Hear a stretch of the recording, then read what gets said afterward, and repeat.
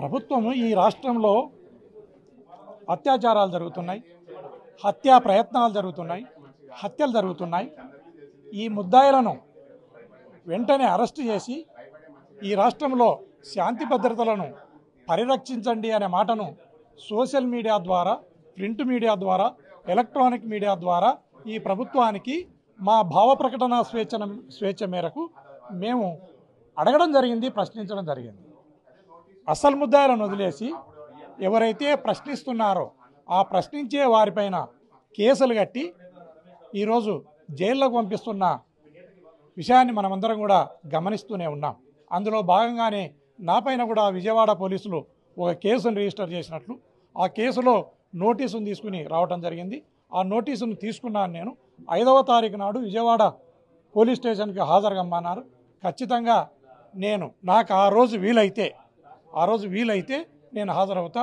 వీలు కాని పక్షంలో నాకు వీలు కావటం లేదు, ఇంకొక డేట్ని ఇవ్వండి అడిగే ప్రక్రియ జరుగుతోంది. పేర్లు మెన్షన్ చేయకూడదు అనేది ఒకటి పెద్ద ఎత్తున చర్చ జరుగుతున్నట్టు నేపథ్యం. దీన్ని ఎలా చూస్తారు సార్ మీరు ఒక police officer? According to POCSO act, POCSO చట్టం మేరకు దాంట్లో ఒక క్లాజ్ పెట్టడం జరిగింది.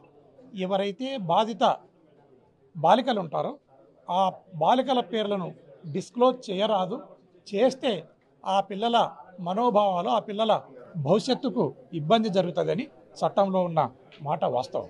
అయితే అది జరిగి చాలా రోజులైంది, ముద్దాయిలు అరెస్ట్ కాక చాలా రోజులైంది కాబట్టి అప్పటికే అది ప్రింట్ మీడియాలో రావడం జరిగింది, అప్పటికే అది సోషల్ మీడియాలో కూడా ఆ పేర్లు రావడం జరిగింది.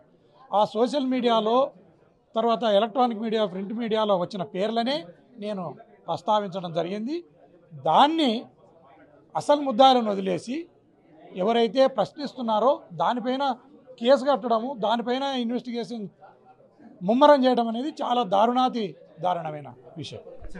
నిన్న మొన్నటి వరకు మీ పార్టీలో ఉన్నటువంటి వాసిరెడ్డి పద్మ ఈ రకమైన కంప్లైంట్ చేయడం ఎలా చూస్తారు ఒక ఎంపీగా? మీరు మాజీ ఎంపీ.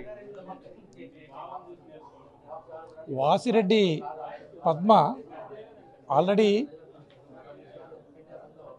మన పార్టీలో నుంచి బయటికి పోవటం జరిగింది.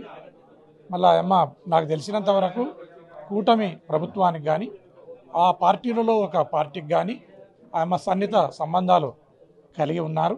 ఖచ్చితంగా గవర్నమెంట్ ఇన్స్ట్రక్షన్స్ మేరకి, వారి డైరెక్షన్ మేరకే ఆమె కేసును ఇచ్చిందని నేను భావిస్తున్నాను.